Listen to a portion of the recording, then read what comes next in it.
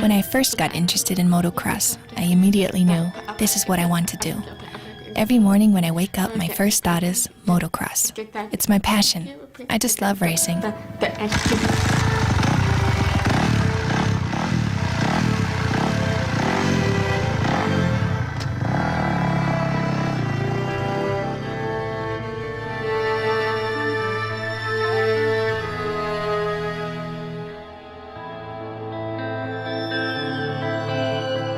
That's probably one of the fastest girls on the planet.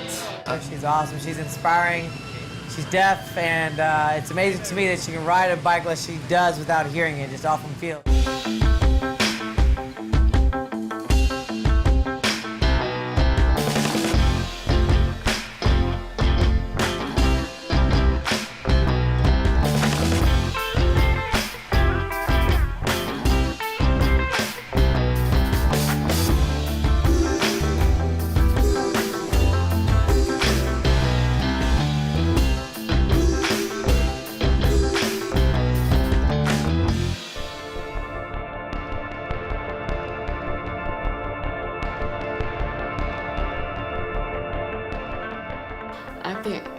I first got on my bike when I was 3.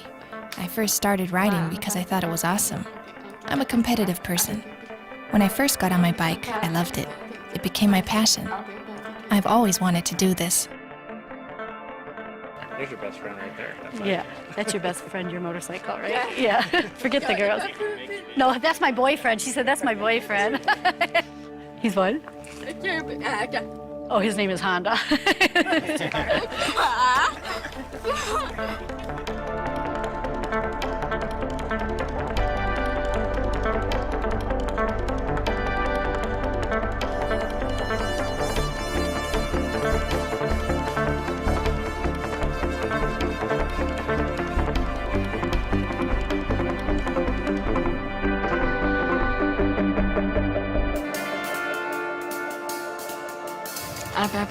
I'm here on the Honda Red Bull track for a test ride with Jeremy McGrath, so he can help teach me.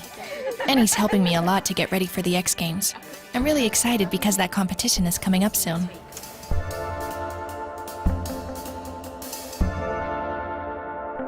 She's the current WMA outdoor champion and the current X Games gold medalist. I think it's paid off. She's, won the championship last year, and I think there's going to be many more from her to come. She's only 19.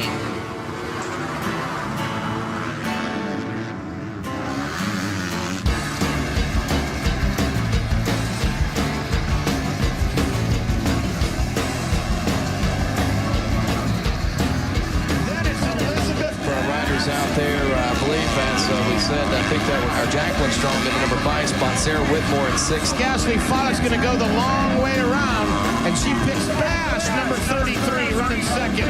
Fiolek now. Then it's Bobby. Then the 254 machine of Jacqueline Strong.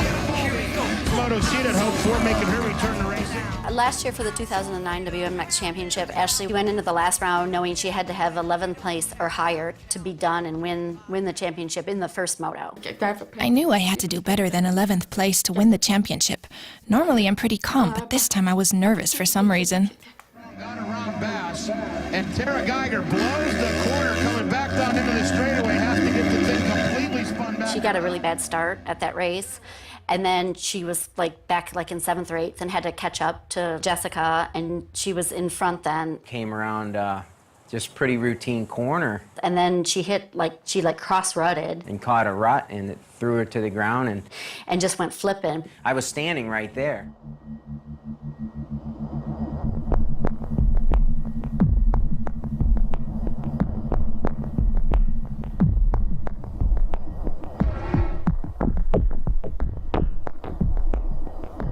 Fiolek has gone down somewhere on the track.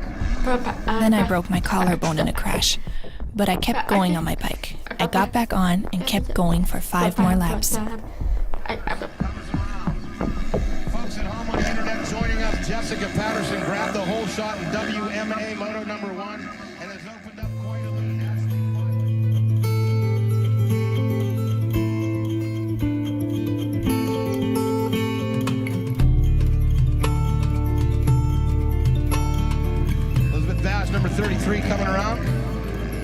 Then we see Tara Geiger in behind her. Geiger on the Yamaha, been injured for the majority of the season. Then we see Sarah Whitmore, number 89, on the Muscle Milk KTM. Whitmore's been over in Europe, racing the GP circuit with the... You know, to ride that out for 5 laps to try to get a championship, you know, no matter how you train, you can't train for that. That's got to come from your heart, you know. Having a tough moto, number 1. A lot of riders broke their collarbones, of course, but they usually pull off, you know. She picked up a 200-pound motorcycle and got going, so I think that's pretty cool. Jessica Patterson brings home the win at Geico Honda.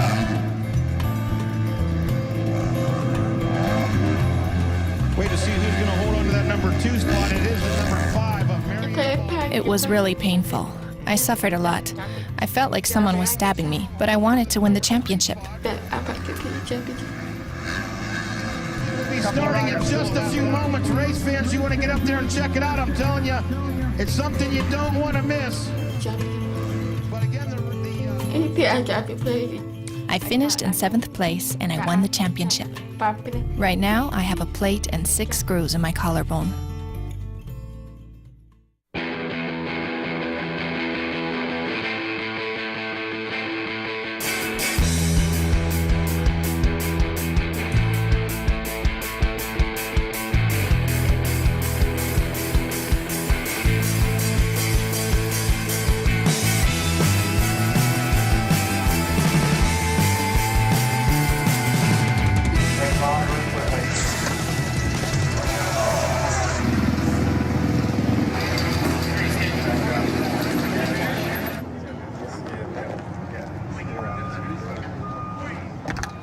Did you understand?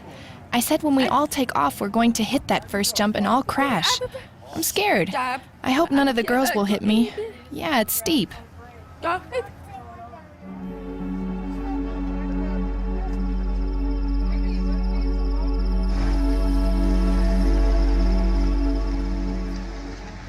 When I first walked into the X Games track, I was really surprised how huge the jumps were. When I looked at the map, it didn't seem that bad. I thought there were no triples, but there was this huge triple and even 2 jumps side by side. So honestly, I was nervous, because that's where the race was going to take place. The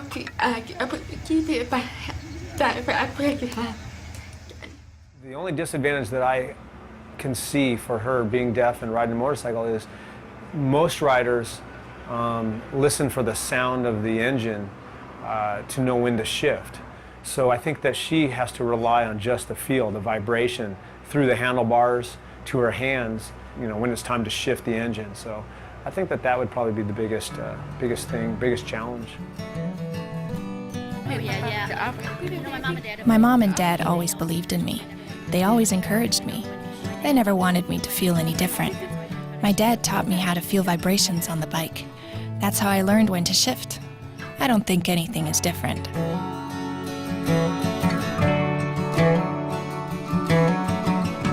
There are advantages and disadvantages. I have to stay in my lane. I cannot move around until I'm sure there's nobody behind me. But there are no distractions either. Like, I don't hear people talking smack about me, people talking around me, so those are my advantages.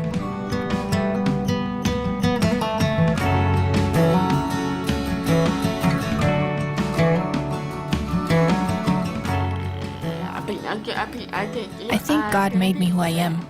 I'm happy that I'm deaf. Deaf pride. When she should have been talking, she wasn't talking. So to us, it was always like, well, why isn't she talking? We took her to the local hospital, and they said she was mildly retarded. So we were really upset, because we're like, well, it was just hard for us to understand. It's like, well, she's just not talking. Everything else is fine. You know, she's not lacking in any other area.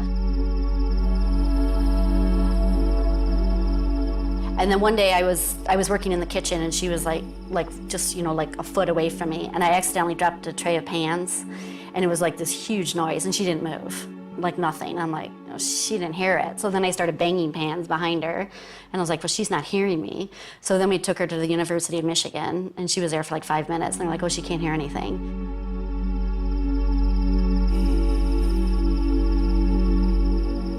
As soon as they told us, we went then immediately to another room, and there was a person that knew sign language, and they taught us like 5 words, and she was, like I said, almost 3 at that point, and just her whole face like lit up. I mean, she was just like, oh, finally, like they get it, you know?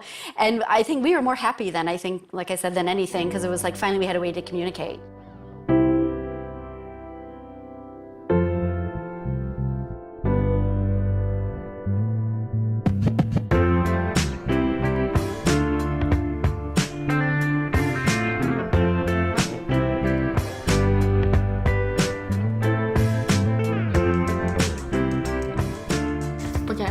I moved to Florida because there's a big school for the deaf here, and I can ride all year because it never snows. Will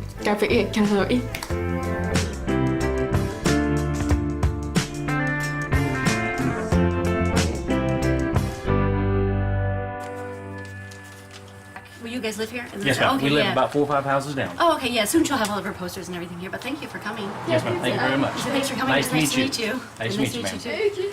Thanks, guys. Yes, ma'am. You know, she's a young woman, but to be able to take the time for kids and to inspire, you know, I have other people tell me that she inspires them is just a big thing and really makes me proud of her. The X Games, it's going to be a tight race. This is a huge event. There are a lot of fans, a lot of people here. The jumps are crazy. This year, I think it's more tricky, more challenging than it was last year. It's kind of cool because all the girls can show everybody. The girls can do Supercross.